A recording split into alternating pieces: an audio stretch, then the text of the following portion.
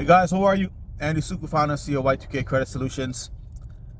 I'll give you an update first before I get on this call. A week ago, but a couple of days ago, we did a video. The video is going to be going up today, actually, about a client that has a lawsuit from one company and a judgment from another company back to back.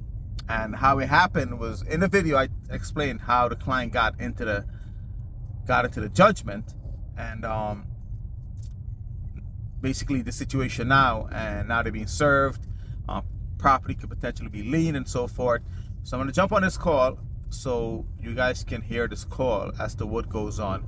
Keep in mind, I'm driving. I'm on my way to an event. Our attorneys are in court already, so I have a really good mental note. So when I get back to the office, I'm going to put this in a transcript and send it over to the attorney.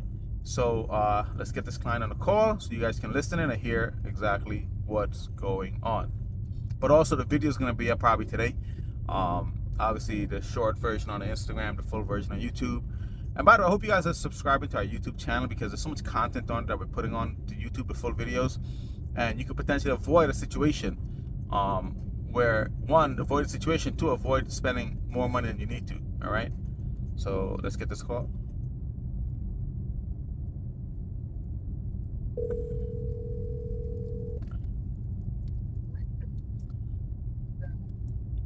Hello? Hi, good morning, it's Andy. Andy, hold on. Just so you know, the call is being recorded, right? Because I'm driving, so I have to put it on the transcript for you, but I'm just recording the call. But go ahead, you can put your husband on the line and we can get into the conversation.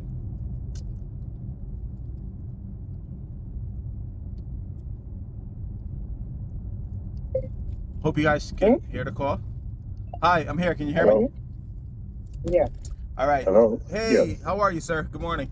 I'm morning. How are you doing? Morning. Good. Can't complain, man. You know, working. I'm actually on my way to an event, and our attorney's in court already. So I'm recording the call. I have to put in a transcript. Just want to let you guys know that in advance, okay?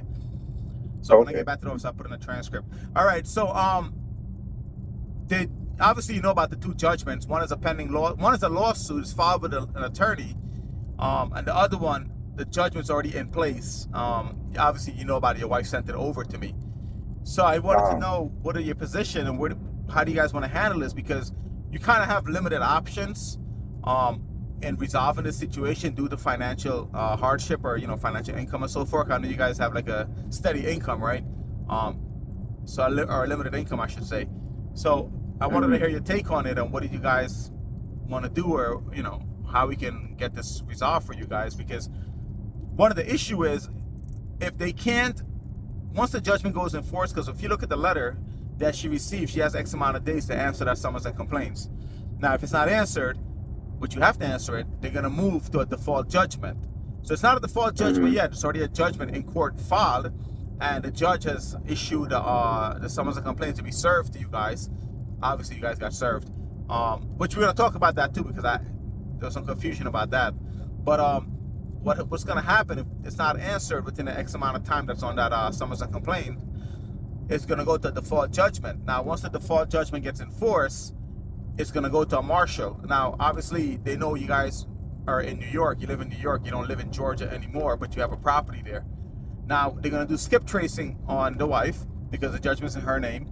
And if they can't find a payroll company that she works for to put a lien against a payroll levy, they're going to move to a bank levy. If there's not enough funds in the bank account, they're going to move to put in a lien against the property that you guys have in Georgia.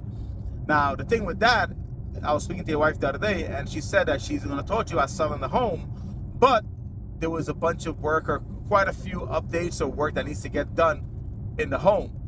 Now, that's a little concerning, because if they move, and these liens go in within 30 days, it could be liened, right? The lien goes against the property. If they issue the lien against the property, whenever you guys sell that property, you have to pay this lien first at closing. That they become first position.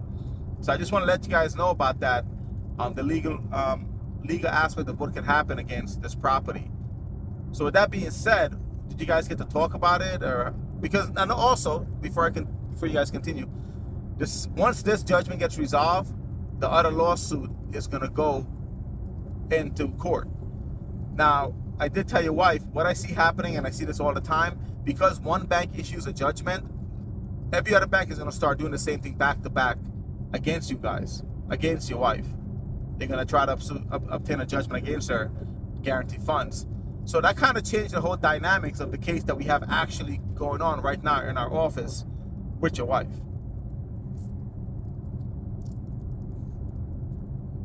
You guys there? Yeah, I'm listening. So that's the position of where these judgments stand. So did you guys talk about it? What did you guys come up with? Well, okay. One of my first thing is I thought with the original discussion we had is that y'all would have be on top of all the different accounts she has and see how they go and where they go, and you're working on the biggest one first. Correct, we are. Now that is correct. So now that judgment comes first. Not as in court, we have to settle it, but that's where the question to you guys is, where's the funds coming from? No, well, we even discussed that too. The last time I spoke to you about funds, you said wait till the case you was working on before I take out anything from my 401k to deal with it. Give you some time, let you see, break it down. Okay, so fair enough. How much? I believe the judgment she has right now, she is, I think 7,000 or 7,500 or something like that, somewhere around that number. Now, the reason why I had told you hold off on taking funds out of your 401k, because I'm not a fan of people taking money out of their 401k to pay debts, because that's your savings, that's your retirement, right? And when you take that funds out, when you take that funds out, now you got to pay back. If you don't pay back, there's a penalty and so forth. It depends on how your 401k is structured. So I didn't really want you to take funds out of your 401k, because once you start doing that, once you start doing that, you're gonna start depleting the 401k. Now your retirement is gone. Now, hypothetically, let's say this judgment gets settled for about, I don't know, let's say argument say $3,500. Do you guys have that funds to pay this judgment off within 3 months instead of opposed to taking the funds out of your 401k? Yes. Okay, that's actually a good idea, because I didn't really want you to take the money out of your 401k. If you could just use whatever funds you have in your bank account or your little savings, opposed to taking out the 401k, I think that's a better approach. And so are you guys comfortable with that you would have the funds, from your day-to-day working and your W-2s and so forth, you will have the funds to pay that if we get into agreement to have 3 payments on the settlement automatically debit out of the account once a month? You guys are okay with that and comfortable with that? Yes. Yeah. Okay. Second of all, the next debt that goes into play, the second one that she has, which is pending into court, are you guys going to be able to do the same thing with that? Well, how much is that one? I believe that one was 6,000, but we're not going to work on that yet because the judgment is first. That comes first. Well, no, I understand the judgment first. No, my thing is my thing, I should say, basically is a time factor for me. Absolutely. Okay. Basically, everything works with time. For me, I works with time. Now, like you said, that one 3 months, that is no problem. Now, if the second one comes and it comes after that, that would be a problem. Either if it come on top of that, then I gotta see how to work with that. Because the good thing you have working in your favor is that they can't have 2 judgments back to back. One has to be resolved, then the other one goes in play. So the strategy we're gonna handle is that what we're gonna do is answer this summons and complaints for you guys, get this on the calendar, get this resolved. But while this is getting resolved, we're gonna have communication with the other attorney to avoid it from going to court. But we're not gonna commit to anything. We're just gonna have a line of communication open with them. The thing is, once you have a line of communication open with them, we kind of stop the time for it going into court, which is what we want. We don't want it to go to court because then it gets a little more consuming. Yeah, it can get more they say it get a more origin. Perfect. All right, so that's perfect. That works for us. That works for you guys. You're comfortable with that payment. So we're gonna put this on, answer the summons and complaints on Monday for you guys, and then we're gonna get the negotiation started, and also we're gonna get the judgment vacated once that's resolved. So it's not on public record anymore. Now I got a question to ask your wife. How did you get the judgment? Was it mailed to you? I think I had asked her that. You said you're gonna ask your son. Was it mailed to you? Did your son take it? Got served at the door at the house? Well, it was served. My son said it was served. Okay. So he got it put into his hand. I don't know if it was put in his hand or if it was at his front door, but he said it was delivered. Okay, perfect. Well, it's a different, right? The difference, why you ask the difference between the two. Something's solved in your hand and you sign for it, Yes. or something you come home and meet. It's a big difference here. Yeah, there's a big difference because Okay. then the thing is that could give us some time towards the case, Mhm. but because the case is in Georgia, Georgia's so slow too. The court's so backed up over there, it might take longer to get this resolved, and we don't Okay. want to. Time is of the essence because we don't want that Yes, that lawsuit to go definitely, yes. into a full-blown judgment. So we want to avoid that. Okay.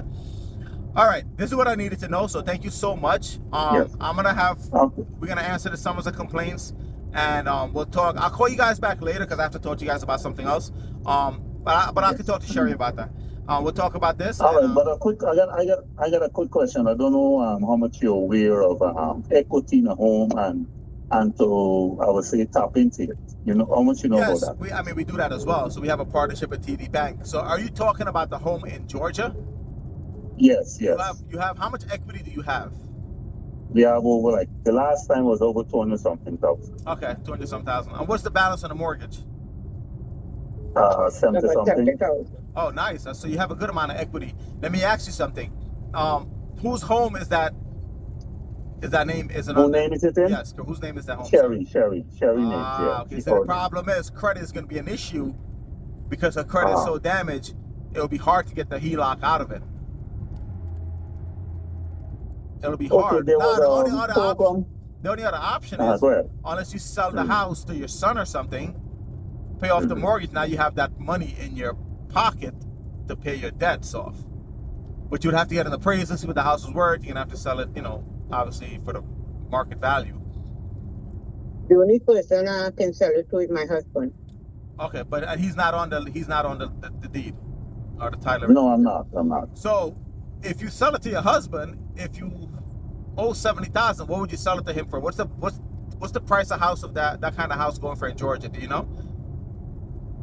The last time I think it was 3 plus near 400. Okay, gotcha. Is that an option you want to explore? Well, why not? Because the HELOC is not going to work, or the line of credit is not going to work because of the wife's credit. So the other option would be to sell it to you. And I believe your credit, last time I looked, your credit was good. It was up in the 700s. And if we need to get a little higher, we could fix that in 30 days. Do you want me to connect you with a realtor in Georgia, or do you have a realtor, or do you just want to get an attorney over there and do a appraisal and sell the house to him and get a mortgage? How do you want to handle that? Now we can do the mortgage for you because we have our own bank in house and we're nationwide, so I can do the mortgage for you.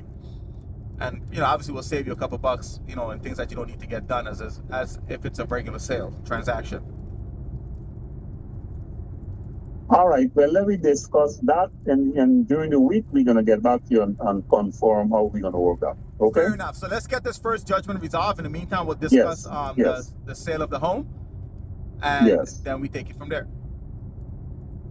All right, good. All right, so thank you guys so much. Thanks for calling me back. Thanks for taking the call. All right, guys, talk to you soon. Bye. So there you hear it. This client has 2 judgments. And again, the video for how this judgment, sorry, I keep saying that. Let me rephrase. The client has a judgment in place and a pending lawsuit, which is going to go into a judgment. And again, you're going to hear how this first judgment came about, how the second lawsuit came about in the video that we're going to post. I think the title of the video is Back-to-Back Lawsuits and Judgments or something like that. So when that video goes up, watch that video, subscribe to the YouTube channel, you'll see the full video. And it's because the client went to a home buying seminar in Brooklyn, New York. This is how this whole thing got started, because we backtracked it to see what initiated the judgment.